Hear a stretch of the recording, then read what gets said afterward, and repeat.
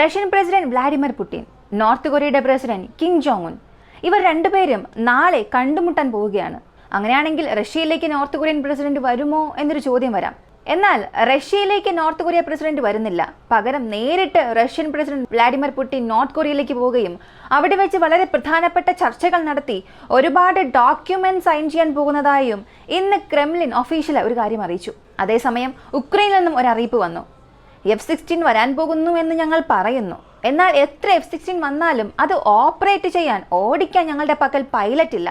ഈ വർഷത്തിന്റെ അവസാനം എത്തുമ്പോൾ നിങ്ങൾ കരുതുന്നത്ര എണ്ണം പൈലറ്റുമാരൊന്നും ഞങ്ങളുടെ പക്കൽ കാണില്ല. F-16 വന്നാലും അത് ഓപ്പറേറ്റ് ചെയ്യാൻ ആവശ്യമായ പൈലറ്റ്സിന്റെ ട്രെയിനിങ് അമേരിക്ക നൽകാൻ ഒരുപാട് കാലതാമസം വരുന്നുണ്ട് എന്ന് ഉക്രൈന്റെ പൈലറ്റ്സ് തന്നെ സംസാരിക്കാൻ തുടങ്ങി. ഇതെല്ലാം ഈ വീഡിയോയിലൂടെ വളരെ വ്യക്തമായി കാണാം.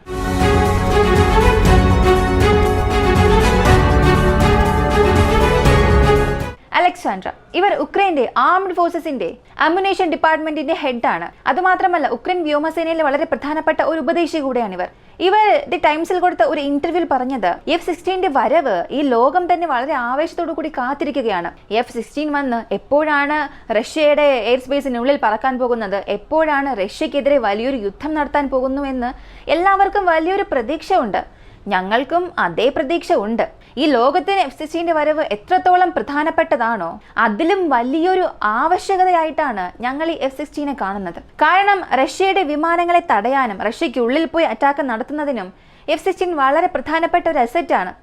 എന്നാൽ ഇത് ഞങ്ങൾക്ക് ഒരുപാട് ഡിസപ്പോയിൻമെന്റുമാണ്. F-16 ഉക്രൈനെ സംബന്ധിച്ച് വലിയൊരു ഭൂം നൽകും. പക്ഷെ ഇതെങ്ങനെ ഡിസപ്പോയിൻമെന്റ് നൽകുമെന്ന് ചോദിച്ചാൽ അതിന് ഉത്തരവും അവർ തന്നെ പറഞ്ഞിട്ടുണ്ട്. ഒരുപാട് നാടുകൾ ഞങ്ങൾക്ക് F-16 നൽകാമെന്ന് സമ്മതിച്ചിട്ടുണ്ട്. പ്രശ്നം ഏത് ഭാഗത്തു നിന്ന് വരുന്നുവെന്ന് ചോദിച്ചാൽ ഈ വിമാനങ്ങളെ ട്രെയിൻ ചെയ്യുന്ന പൈലറ്റ് ട്രെയിനിങ് പ്രോഗ്രാം എല്ലാ നാടുകളും ഡിലേ ചെയ്യാൻ തുടങ്ങി. പ്രധാനമായും അമേരിക്ക അറിഞ്ഞുകൊണ്ട് തന്നെ ഞങ്ങളുടെ പൈലറ്റിന് നൽകേണ്ട F-16 ട്രെയിനിങ് പതിയെ കാലതാമസം വരുത്തുകയാണ്. അപ്പോൾ ഈ ഒരു സമയത്ത് മിനിമം ഒരു 50-60 പൈലറ്റ്സിനെങ്കിലും അമേരിക്ക ട്രെയിൻ ചെയ്ത് കഴിഞ്ഞിരിക്കേണ്ടതാണ്. എന്നാൽ ഇപ്പോൾ വരെയും വെറും 12 പൈലറ്റുകൾക്ക് മാത്രമാണ് ഇവർ മുഴുവൻ ട്രെയിനിങ്ങിലേക്ക് കൊണ്ടുപോകാനുള്ള ശ്രമങ്ങൾ എടുത്തിട്ടുള്ളത്. എന്നാൽ അവർ മുഴുവൻ ട്രെയിനിങ് കംപ്ലീറ്റ് ആക്കിയതുമില്ല. ഈ വർഷത്തിന്റെ അവസാനം നോക്കിയാൽ കൂടിപ്പോയാൽ ഒരു 20 പേർ മാത്രമായിരിക്കും ഈ അമേരിക്കയുടെ ഭാഗത്ത് നിന്നും ട്രെയിനിങ് കഴിഞ്ഞ് ഉക്രൈനിലേക്ക് അയക്കുക. ഒരുപാട് നാടുകളുടെ പക്കൽ നിന്നും F-16 നൽകുമെന്ന് പറഞ്ഞിട്ടുണ്ട്. ഈ വർഷത്തിന്റെ അവസാനത്തോടു കൂടി ഏകദേശം 30 F-16 വിമാനങ്ങൾ ഉക്രൈനിലേക്ക് വരും. അങ്ങനെ അല്ലെങ്കിൽ 2025 തുടക്കത്തിലായാലും ഈ 30 വിമാനങ്ങൾ ഉക്രൈനിലേക്ക് വരും. എന്നാൽ അത് ഓടിക്കാൻ പൈലറ്റ് വേണമല്ലോ. ഈ 30 വിമാനത്തെയും നിങ്ങൾ ബേസിൽ നിർത്തിയിട്ട് അതിൽ 20നെ മാത്രം ഓപ്പറേറ്റ് ചെയ്താൽ റഷ്യൻ സൈനികർക്ക് ബാക്കിയുള്ള വിമാനങ്ങൾ വളരെ ഈസിയായ ഒരു ടാർഗറ്റായി മാറും. ഇനി പറക്കുന്ന F-16 വിമാനങ്ങളെയും ഒരു പക്ഷേ റഷ്യ തകർത്താൽ ആ നഷ്ടം എന്നുള്ളത് ആ ഒരു F-16 മാത്രമല്ല, അതിനുള്ളിലെ പൈലറ്റിനുമായിരിക്കും. കാരണം 100 കണക്കിന് വിമാനങ്ങൾ അമേരിക്ക വിചാരിച്ചാലോ നാറ്റോ വിചാരിച്ചാലോ ഉക്രൈനിലേക്ക് നൽകാൻ കഴിയും. പക്ഷെ അപകടം സംഭവിച്ചാൽ അതിനുള്ളിലെ പൈലറ്റിനെ തിരികെ കൊണ്ടുവരാൻ സാധിക്കില്ലല്ലോ. നാറ്റോയുടെ പൈലറ്റിനെ ഉക്രൈനുള്ളിൽ വെച്ച് ഓപ്പറേറ്റ് ചെയ്യാൻ സാധിക്കില്ല.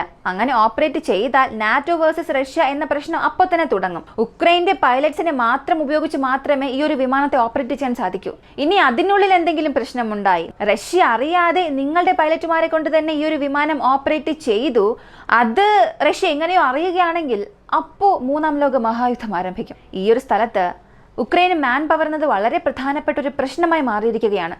ഇത് കാരണമായി കാണിച്ചാണ് തുടക്കത്തിൽ തന്നെ അമേരിക്ക ഒരുപാട് സോവിയറ്റ് റഷ്യ വിമാനങ്ങളെ വാങ്ങി ഉക്രൈൻ നൽകിയത്. എക്സ് സോവിയറ്റ് റഷ്യൻ നാടുകളിൽ നിന്നും ഈ MiG-29, Su-27 ഇങ്ങനെ ഒരുപാട് വിമാനങ്ങൾ വാങ്ങി ഉക്രൈന് നൽകി. ഉക്രൈന്റെ പൈലറ്റ്മാരെ സംബന്ധിച്ച് സോവിയറ്റ് ഒറിജിൻ, അതായത് USSR നിർമ്മിച്ച ആ ഒരു വിമാനങ്ങളെ ഓപ്പറേറ്റ് ചെയ്യുക എന്നുള്ളത് വളരെ നിസ്സാരമായ കാര്യമാണ്. അവർക്ക് അതിൽ നല്ല കഴിവുമുണ്ട്. എന്നാൽ വെസ്റ്റേൺ എക്യുപ്മെന്റ്സ് എന്നത് മുഴുവനായും വ്യത്യസ്തമാണ്. ഉദാഹരണത്തിന് ഒരു അനലോഗ് മെഷീൻ ഉപയോഗിച്ചുകൊണ്ടിരുന്നവരോട് പെട്ടെന്ന് ഒരു ഡിജിറ്റൽ മെഷീൻ കൊടുത്തിട്ട് നാളെ മുതൽ നീ ഇതിലാണ് ജോലി ചെയ്യേണ്ടത്, ഇത്രയും ദിവസം നീ അനലോഗ് മെഷീനിൽ എന്താണോ ചെയ്തത് അതേ ഔട്ട്പുട്ട് ഈ ഡിജിറ്റൽ മെഷീൻ നൽകണം എന്ന് പറഞ്ഞാൽ എന്തായിരിക്കും സംഭവിക്കുക? അതാണ് ഇപ്പോൾ ഉക്രൈനിലും സംഭവിക്കുന്നത്. F-16 വന്നതിന് ശേഷം ഒരുപാട് സംഭവങ്ങൾ ഉക്രൈനിൽ നടക്കാൻ പോകുന്നുണ്ട്. ഇതെല്ലാം ഒരു ഭാഗത്ത് പോകുമ്പോൾ ക്രെംലിനിൽ നിന്ന് മറ്റൊരു അറിയിപ്പ് വന്നിട്ടുണ്ട്. ഇതാണ് വെസ്റ്റേൺ മീഡിയാസിലും വെസ്റ്റേൺ കൺട്രീസിലും മുഴുവനും വൈറലായ ഒരു കാര്യമായി മാറി. അവസാനമായി റഷ്യൻ പ്രസിഡന്റ് നോർത്ത് കൊറിയയിലേക്ക് പോയത് വർഷം 2000-ലാണ്.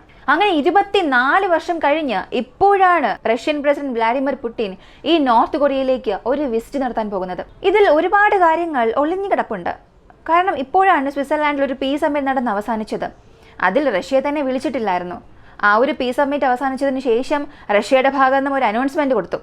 ഞങ്ങളെ വിളിക്കാതെ നിങ്ങൾ ഏതൊരു പീസ് ഡീൽ നടത്തിയാലും അതൊരിക്കലും അവസാനത്തിൽ വരില്ല, അത് അവസാനിക്കാൻ ഞങ്ങൾ അനുവദിക്കില്ല, ഞങ്ങളെ വിളിച്ച് നടത്തുന്നതായിരിക്കും നല്ലൊരു പീസ് ഡീൽ എന്ന് ഒരു അറിയിപ്പും കൊടുത്തു. ഇത് കഴിഞ്ഞ് റഷ്യയുടെ പക്കൽ നിന്നും വീണ്ടും ഒരു അറിയിപ്പ് വന്നു.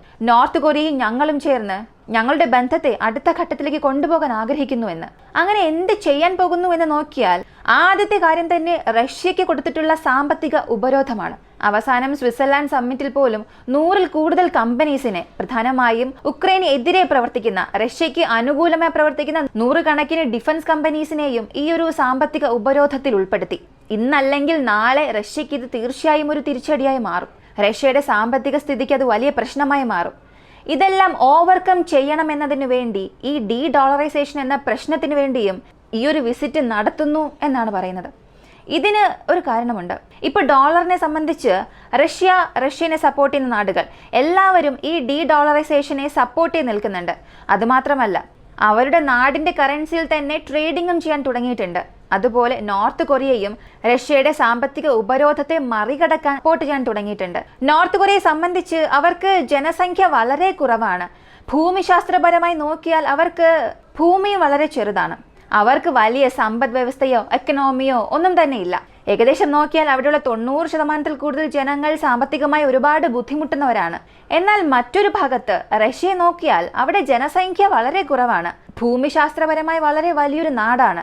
മാത്രമല്ല, മറ്റു നാടുകളുമായി കമ്പയർ ചെയ്യുമ്പോൾ ഇത്രത്തോളം സാമ്പത്തിക ഉപരോധം ഉണ്ടായിരുന്നിട്ട് കൂടിയും നല്ലൊരു എക്കണോമി ഉള്ള നാടാണ്. ഇപ്പോൾ ഈ 2 നാടുകളും ഒരുമിച്ച് ചേർന്നാൽ ഇവർക്ക് രണ്ടുപേർക്കും അതൊരു മ്യൂച്വൽ അണ്ടർസ്റ്റാൻഡിംഗ്, മ്യൂച്വൽ ഇൻട്രസ്റ്റ് ആയി മാറും. നോർത്ത് കൊറിയയ്ക്ക് ആവശ്യമായ food supplies, essential supplies, technologies, ഇങ്ങനെ എല്ലാം റഷ്യയിൽ നിന്ന് നോർത്ത് കൊറിയയിലേക്ക് ട്രാൻസ്ഫർ ആകാൻ തുടങ്ങും. അതേസമയം റഷ്യയ്ക്ക് ആവശ്യമായ മിസൈൽസ്, അമ്യുനേഷൻസ്, ആർട്ടിലറി ഷെൽസ്, ഇതുകൂടാതെ ഒരുപാട് റോക്കറ്റ് ലോഞ്ചേഴ്സ്, ഇവയെല്ലാം നോർത്ത് കൊറിയയിൽ നിന്നും റഷ്യയിലേക്ക് പോകും. പണ്ട് സംഭവിച്ചതുപോലെ, ചരിത്ര പുസ്തകത്തിലൊക്കെ നമ്മൾ വായിച്ചിട്ടുള്ളതുപോലെ, ഈ പണം വരുന്നത്, നോട്ട് വരുന്നതിന് മുൻപ്, ഈ നോട്ട് ഉപയോഗിച്ച് വ്യവസായം ചെയ്യുന്നതിന് മുൻപ് ഒരു വസ്തു കൊടുത്ത് മറ്റൊരു വസ്തു വാങ്ങുന്ന ഒരു സമ്പ്രദായം ഉണ്ടായിരുന്നു. അതേ മെത്തേഡാണ് ഇപ്പോൾ ഈ 2 നാടുകളും ചേർന്ന് ഇപ്പോൾ ചെയ്യുന്നത്. റഷ്യക്ക് ഇതിൽ നിന്നും കിട്ടുന്ന നേട്ടങ്ങൾ എന്നത് വളരെ കൂടുതലാണ്. എന്നാൽ റഷ്യയെക്കാളും നോർത്ത് കൊറിയയ്ക്ക് ഇതിലുണ്ടാകുന്ന നേട്ടങ്ങൾ വളരെ കൂടുതലാണ്. പ്രധാനമായും ചാര ഉപഗ്രഹം എന്ന ഒരു ടെക്നോളജി മാത്രം കൊടുത്ത് റഷ്യ ഒരുപാട് നേട്ടം നോർത്ത് കൊറിയയിൽ നിന്നും വാങ്ങാൻ പോവുകയാണ്. അതിനുള്ള അറിയിപ്പുകൾ അടുത്ത ചില ദിവസത്തിൽ തന്നെ തീർച്ചയായും വരും. ഇതെല്ലാം ഓരോന്നായി സംഭവിക്കാൻ പോവുകയാണ്. ഇപ്പോൾ നോർത്ത് കൊറിയ മുഴുവനും വളരെ ആഘോഷത്തിലാണ്. ഈ ഹൈവേ നോക്കിയാൽ പോലും നിങ്ങൾക്ക് മനസ്സിലാകും, നമ്മുടെ നാട്ടിലൊക്കെ എങ്ങനെയാണ് ഒരു ഫിലിം സ്റ്റാർ വരുമ്പോഴോ അല്ലെങ്കിൽ വളരെ വലിയൊരു രാഷ്ട്രീയ നേതാവ് വരുമ്പോഴോ അവർക്കായി അവിടെ വലിയ ബാനറും പോസ്റ്ററുകളും ഒട്ടിക്കും. അതുപോലെയാണ് പുടിന്റെ ഈ ഒരു വരവിനെ പ്രതീക്ഷിച്ച് നോർത്ത് കൊറിയയുടെ പല ഭാഗങ്ങളിൽ, തലസ്ഥാനത്ത് മാത്രമല്ല വളരെ പ്രധാനപ്പെട്ട ഹൈവേസിലും പുടിന്റെ ചിത്രം വെച്ചിട്ടുണ്ട്. നോർത്ത് കൊറിയ മുഴുവനും വളരെ പ്രധാനപ്പെട്ട ഒരു കാര്യമായി ഇതിനെ കാണുകയാണ്. ഇത് മാത്രമല്ല, ഇതിൽ ഒരുപാട് പേർക്ക് അറിയാത്തൊരു കാര്യം, അല്ലെങ്കിൽ പലരും മറന്നുപോയൊരു കാര്യം ഞാൻ പറയാം.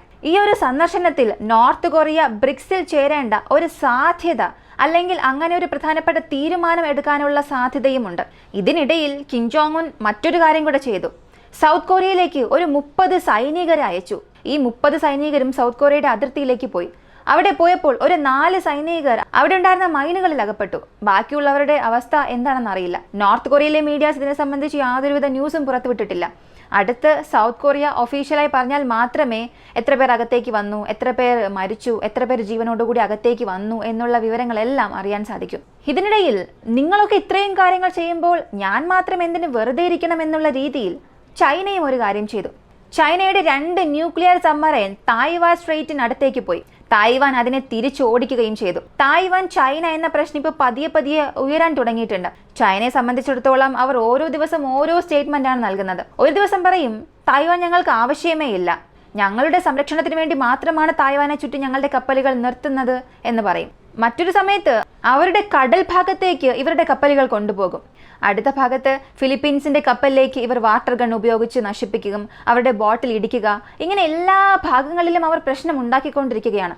ഒരു ദിവസം എല്ലാ നാടുകളും ചേർന്ന് റഷ്യക്ക് വലിയൊരു തിരിച്ചടി തന്നെ നൽകും. ആ സമയത്ത് ചൈനയ്ക്ക് മനസ്സിലാകും എപ്പോഴും എല്ലാ നാടുകളും ശാന്തരായിരിക്കില്ല എന്ന്. ഈ ഒരു വീഡിയോയുടെ അവസാനത്തിൽ എനിക്ക് ചോദിക്കാനുള്ളത്, 24 വർഷം കഴിഞ്ഞ് പുടിൻ നോർത്ത് കൊറിയയിലേക്ക് പോകാൻ പോകുന്നു എന്ന് വരുമ്പോൾ എത്ര പ്രധാനപ്പെട്ട കാര്യങ്ങളായിരിക്കും ഈ നാടുകൾക്കിടയിൽ നടക്കാൻ പോകുന്നത്?